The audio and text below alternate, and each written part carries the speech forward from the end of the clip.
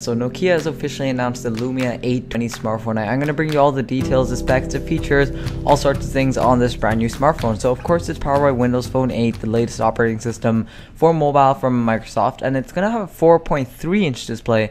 It's a bit lower than the 920 in terms of everything, and just in terms of general specs, it's more of the lower end. It's actually kind of like a mid-range smartphone, but it's lower than the 920 for sure. It's going to be powered by the same 1.5 GHz dual-core Snapdragon S4 processor, same one that you'll find in the 920 as well, but along with 1 GB of RAM, and like I mentioned already, 4.3-inch display. This is going to be a clear black OLED display. The resolution is much lower as well. It's only going to be 800 by 480, but whereas the 920 was like 1280 by 768, so that's amazing there. For more details on the Nokia Lumia 920, make sure to check out my previous video where I did cover all sorts of things on that.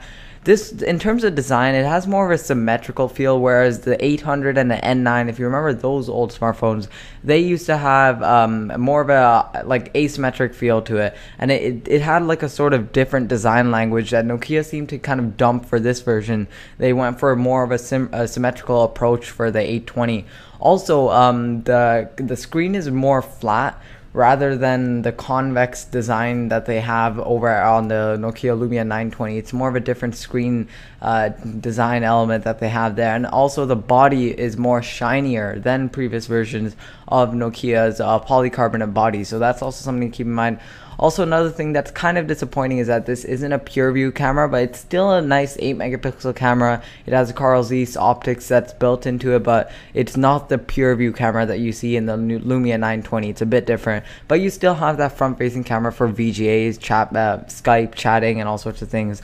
It'll come with 8 gigs of onboard storage, as well as support for micro SD. As usual, it goes up to 32 gigs, and you also get additional 7 gig for storage on Microsoft's SkyDrive, their cloud storage service.